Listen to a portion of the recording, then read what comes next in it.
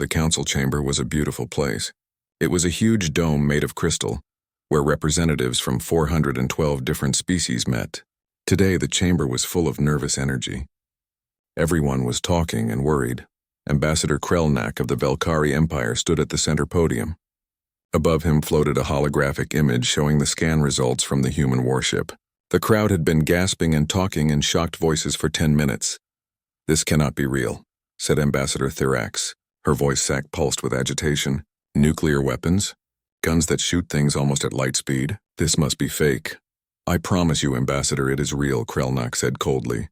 "Commander Thalren is one of our best officers. Our scientists checked his sensor logs many times. The humans are real, and they are dangerous. High Counselor Zenith was a Lyration. His species had created the coalition 8,000 years ago. He raised one crystalline arm to ask for silence. We have known about humanity for about 2 years. They came from a region we thought was empty. Are we sure these weapons are normal for them?" "Yes, Counselor," Krelnak confirmed. "We looked at their communications and studied their history. What we found is very disturbing. The hologram changed. Now it showed translated pieces of human history. The chamber became silent as they read about World War II.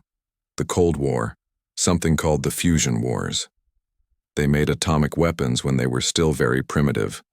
Krelnak continued. "They created weapons that could destroy their own world before they even left their planet. And they used them many times." Ambassador Yeren Choi stood up in the human section of the chamber. She was a diplomat from Earth. She had been chosen for this job because she stayed calm under pressure. She knew this meeting would happen. "Counselor, may I speak about these accusations?" she asked. Her voice was clear and strong. "You may come forward, Ambassador Choi," Zenith replied. Yeren walked to the podium with calm, measured steps. Her formal clothes flowed behind her. She was small compared to many of the aliens, but everyone paid attention to her. "Yes, humanity has nuclear weapons," she began. She didn't waste time. "Yes, we used them in our past. Yes, our warships have weapons you think are too powerful. And yes, we will keep using them." The chamber exploded with angry voices. Krelnak's mandibles clicked furiously. "You admit it? You admit you break every rule of civilized war?" "Civilized war," Yeren repeated. Her tone was sharp. "Counselor Zenith, when was the last big war the Coalition faced?" The Lyration's crystal body seemed to dim. "The border disputes 3,421 cycles ago." "And how many died?" "About 4 million across all species." Yeren nodded. "Humanity has been in space for less than 300 years.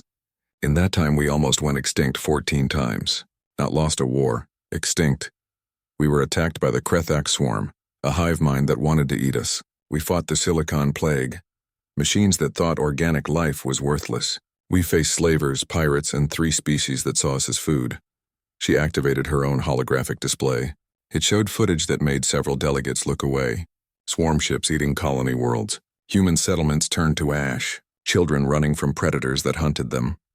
"The Krethak swarm came to our colony on New Busan with 300 ships. Yeren continued. Her voice stayed steady even though the images were horrible. "We had 1 old cruiser and 20,000 civilians. The captain was Commander Doyun Han. He made a choice. He loaded every nuclear bomb on his ship into a shuttle, flew it into the swarm's main ship, and exploded them all. The hologram showed the explosion. It looked like a small sun appearing in space. When the light faded, the swarm fleet was gone. Commander Han and his crew of 47 died instantly, but 20,000 civilians lived. We didn't have the luxury of fighting with honor. We didn't have enough ships to fight fair wars. We had to win or die, so we chose to win. At what cost?" demanded Thirax. "You became monsters?" "We became survivors," Yeren corrected. "And I will not apologize for that." Krelnak leaned forward. He looked aggressive. "Your weapons could destroy entire worlds, Ambassador. The Coalition cannot allow such weapons to exist without watching you. Then the Coalition should not have let humanity face extinction alone," Yeren said coldly. "Where was the Coalition when the swarm came? Where were you when the Silicon Plague was killing our people? We called for help. We begged for aid, and you did nothing because we weren't members of your club. You had not proven yourselves worthy," Zenith said quietly. "And now we have," Yeren said. "By surviving. By refusing to die. By building weapons so terrible that the next threat will think twice before attacking us. You may not like our methods, Counselor, but they work." The chamber was quiet for a long time. Finally, Ambassador Heon Lim stood up. She was another human diplomat and a military advisor. "If I may add something," Heon said. "The retribution that scanned the Valkyrie ship? That's not even our strongest ship. That's a standard patrol cruiser. We have 12 Sol-class battlecruisers, 30 frigates, 18 destroyers, and 2 dreadnoughts, and we're building more. Is that a threat, Ambassador Lim?" Krelnak demanded. "No," Heon replied calmly. "It's just a fact. Humanity will not give up our weapons. We will not be left defenseless. We learned that the galaxy is not safe, and we will do whatever is necessary to survive." Zenith's crystal form pulsed with what might have been sadness or resignation. "Then we have a problem. The Coalition cannot officially allow weapons of mass destruction, but we also cannot force humanity to give up their weapons. We don't want to be your enemies," Yaren said. Her tone became softer. "We came here hoping to talk and understand each other, but we will not give up our right to defend ourselves." "Then what do you suggest?" asked Thirax. Yaren looked around the chamber. She met the eyes and sensors of dozens of species. "Give us a chance to prove that our weapons are not for conquest. We only want to protect what is ours. Maybe someday the galaxy will be peaceful enough that we can reduce our weapons. But that time is not now." The debate went on for hours, but the result was clear from the start. Humanity was too strong to threaten. They were too far away to punish with sanctions, and they were too stubborn to be scared into giving up. The Coalition would have to accept humans as they were, or risk a war nobody wanted. When the session ended, Yaren and Han stood together in a lounge area, watching the various ambassadors leave. "Do you think they'll ever understand?" Han asked quietly. "No," Yaren replied, "because they've never had to make the choices we made. They've had peace for thousands of years. We've had war for our entire existence. Will we ever have peace?" Yaren was quiet for a moment. Then she smiled sadly. "I hope so, Han, I really do. But until then, we carry our weapons and pray we never have to use them." The galaxy had learned something important today. Humanity was here to stay. They had weapons that scared everyone, but they also had reasons for those weapons. Reasons written in blood and fire and the ashes of lost colonies. The question now was whether the galaxy would accept them or fear them. Time would tell. 3 months passed after the council meeting. The Coalition still didn't fully trust humanity. They watched human military ships carefully, but the galaxy was about to learn exactly why humans built such dangerous weapons. The distress call came from a place called Keeper's Hope. It was a mining colony with 40,000 people living there. The message was broken and hard to understand, but the words that came through were terrifying. Swarm signatures. 300 contacts. God help us. At Coalition Central Command, the emergency alarm went off immediately. Fleet Admiral Vorneth was a Thurasian. His species had never lost a battle in 6,000 years. He looked at the situation with growing fear. "Confirm those readings," he ordered his tactical officer. "Confirmed, Admiral. Krathic swarm. About 300 ships attacking Keeper's Hope. The colony's defenses are holding now, but they'll be destroyed within 6 hours." Vorneth felt his 4 hearts sink. The Krathic swarm was a nightmare from ancient history. They were a hive mind that had almost destroyed the Coalition long ago. Everyone thought they were extinct for 5,000 years. "Where is our fleet?" "Our nearest battle group is 8 hours away, sir." "We won't get there in time." Vorneth closed his eyes. 40,000 lives would be lost. "Send the fleet anyway. Maybe we can save some people." "Admiral, we're getting a transmission," the communications officer interrupted. "It's from the human ship Defiant. Captain Jiho Song is in command. They're in that sector." "Put it through." A holographic image appeared showing a young human man in a dark blue uniform. Captain Jiho Song looked very young, but his eyes were hard like someone who had seen too much fighting. "Admiral Vorneth, we heard the distress call from Keeper's Hope. We're 2 hours away and getting ready to fight." Vorneth felt both relief and worry. "Captain Song, the swarm fleet has 300 ships. How many ships do you have?"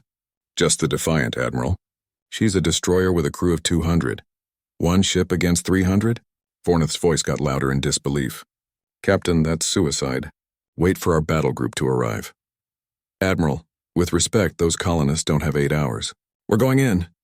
Song's face became hard. "And don't worry about us. We're human. We're used to bad odds." The transmission ended before Vorneth could say anything else. He turned to his staff.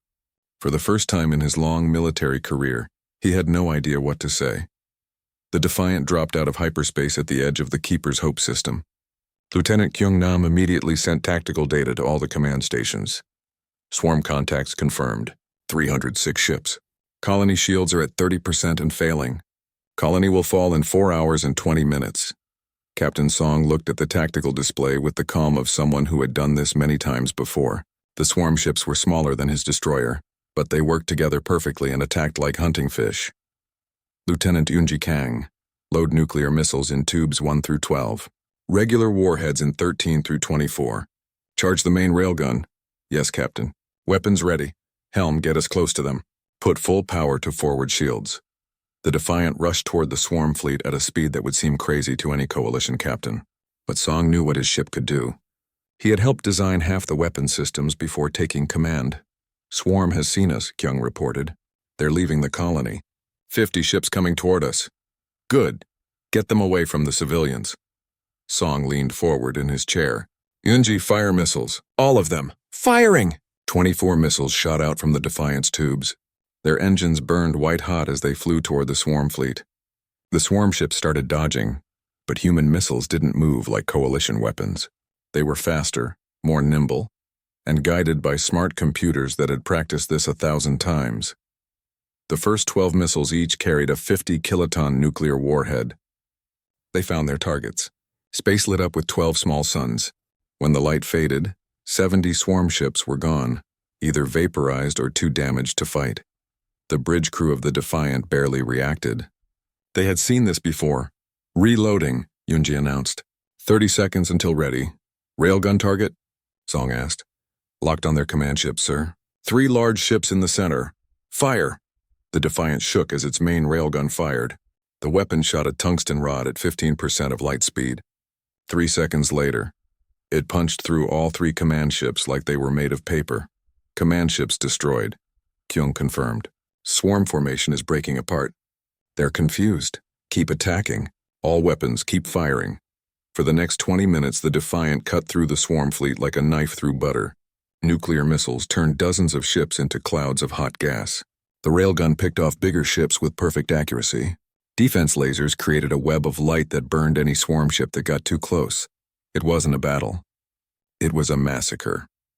At Coalition Central Command, the staff watched the battle video in complete silence. Admiral Vornath stood in front of the main display, unable to believe what he was seeing. How many ships has the human destroyed? He asked quietly. 238 confirmed kills, Admiral, his tactical officer reported. His voice was shaking. 61 damaged and running away. The last 7 are trying to escape to hyperspace. 1 ship, Vornath whispered. 1 ship against 300. The display showed the Defiant chasing the running swarm ships. Missiles flew out to catch them before they could jump. Within moments, all 7 exploded. Total swarm losses are 306 ships, the tactical officer confirmed. Human casualties are 0. The Defiant reports minor shield damage, but all systems working. The command center stayed silent. Every officer there had fought in battles. They had commanded fleets.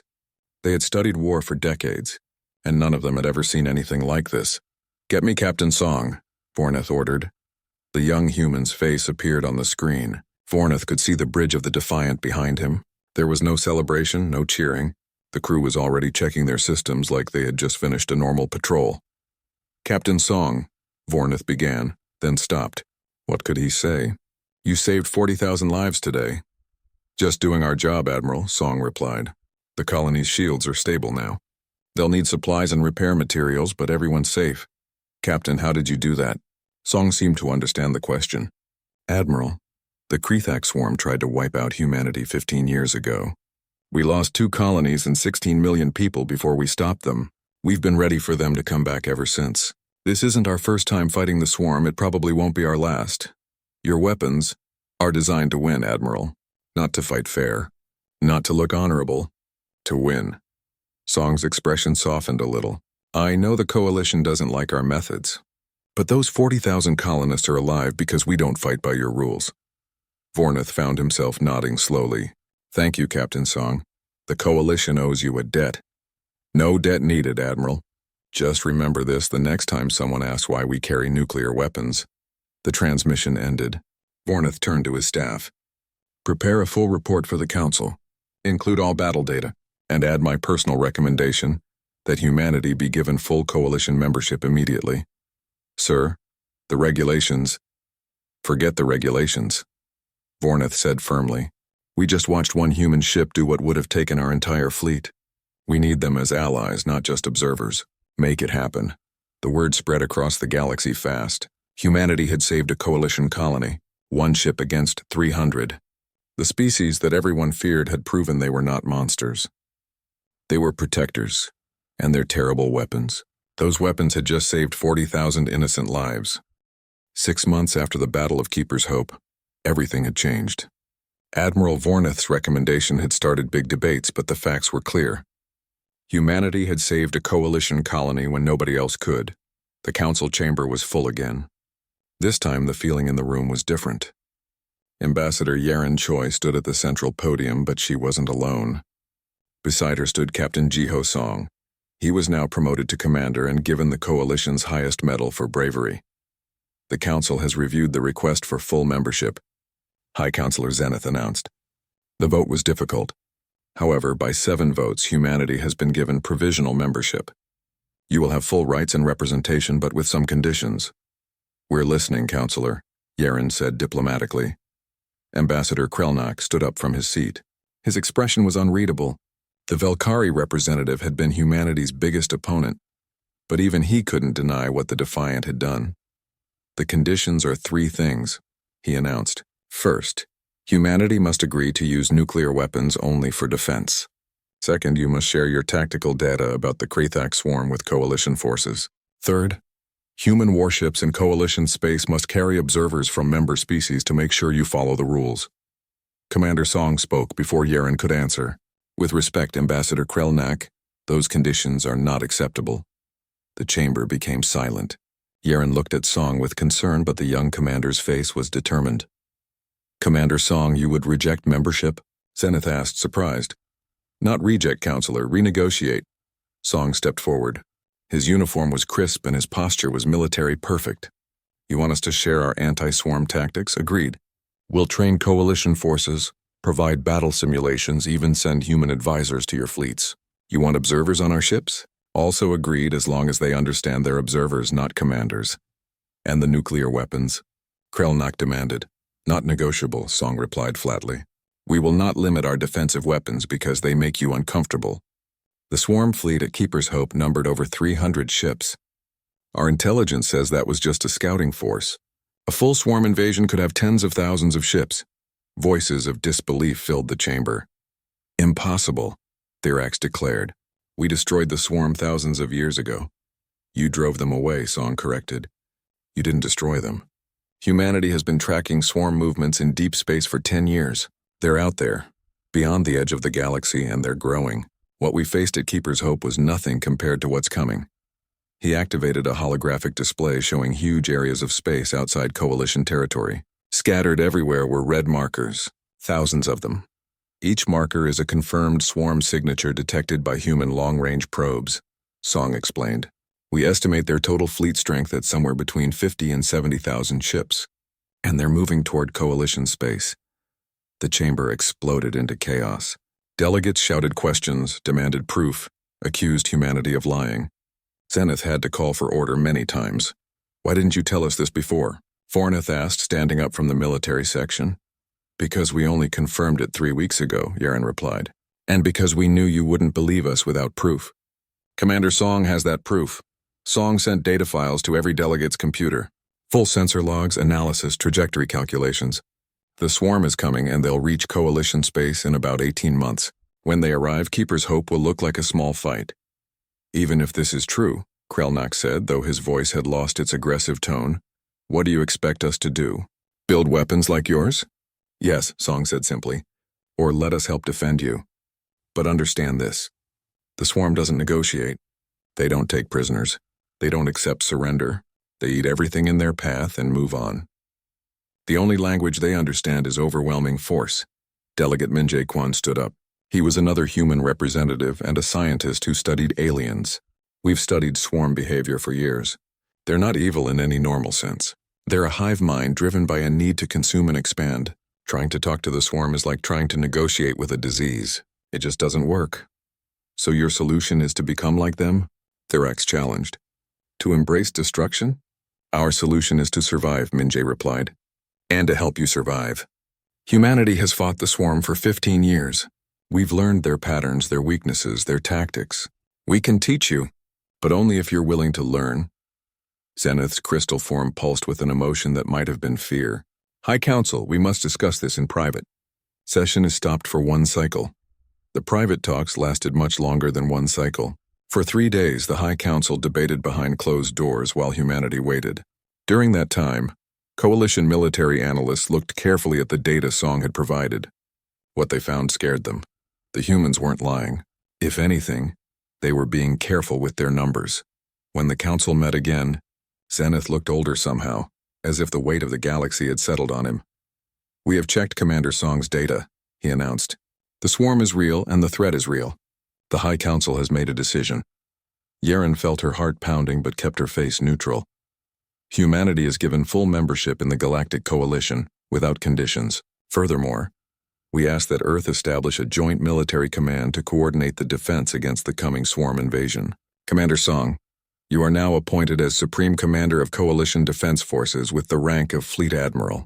The announcement shocked everyone, including Song himself. Counselor, I'm honored, but I'm only 32 years old. There are far more experienced officers.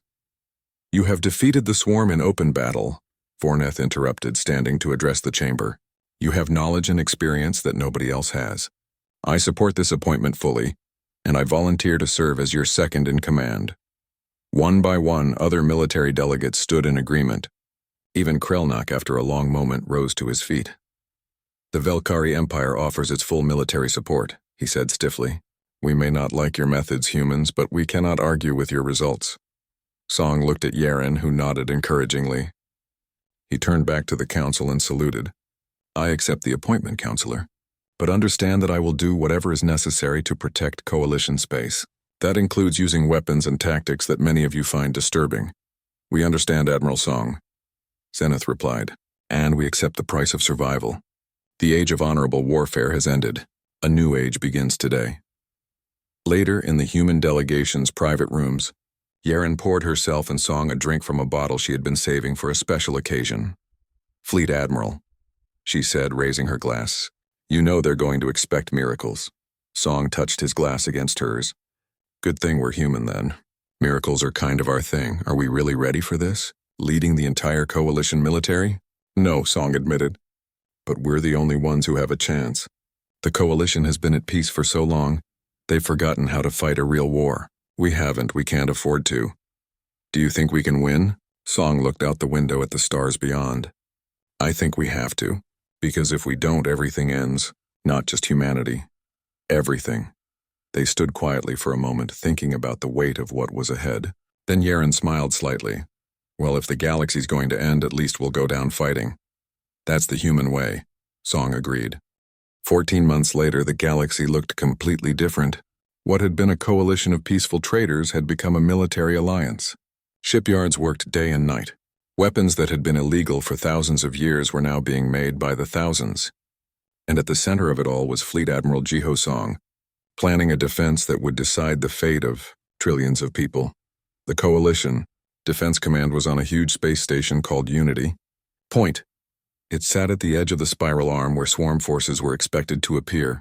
The command center was massive, filled with holographic displays and tactical stations. 412 species were working together for the first time in history. Status report, Song called out, walking between stations with confidence. But inside, he still felt like he didn't belong here every single day. Defensive Line Alpha is at full strength, reported Captain Soman Bayek, his tactical coordinator. 218 ships, 76 species. All crews have finished basic anti-swarm training. Beta Line, 194 ships. Still waiting for the Velkari reinforcements. They'll be here, Admiral Vorneth said, walking over from his station. The old Therasian had become Song's closest advisor. His knowledge of coalition politics was very valuable. Krelnak gave his word. As if he heard his name, Ambassador Krelnak's hologram appeared in the command center. Admiral Song, the Velkari Third Fleet has arrived. 47 warships reporting for duty. Good to have you, Ambassador, Song replied, and he meant it. Deploy them along Beta Line at the coordinates I'm sending now. The last 14 months had been a race against time. Song had divided the coalition forces into 3 defensive lines. Each line was positioned to slow down and hurt the swarm advance. The strategy was purely human. Trade space for time and kill as many as possible at every step. Coalition officers had been shocked when he first explained it. They wanted one big decisive battle, a glorious stand. Song had to explain over and over that glory got you killed when fighting the swarm. "How's the new weapon deployment?" Song asked Lieutenant Hyanwu Park, his science advisor. 90% complete, Hyanwu replied. "We've given nuclear missiles to every ship in the fleet. Most crews are still getting used to the idea." That was putting it nicely. Teaching alien species to use weapons of mass destruction had been very difficult. Many coalition races found the whole idea morally wrong. Song had been forced to show them battle recordings from humanity's wars with the swarm. To make them understand this wasn't about right and wrong. It was about math. "Long-range sensors, anything?" Song called out. "Negative, Admiral. No contacts beyond normal weight." Ensign Dabinshin's voice suddenly got tense. "Sir, I'm reading massive hyperspace disruptions. Sector 7 bearing 043. Song felt ice water flow through his veins. This was it. "All stations battle alert.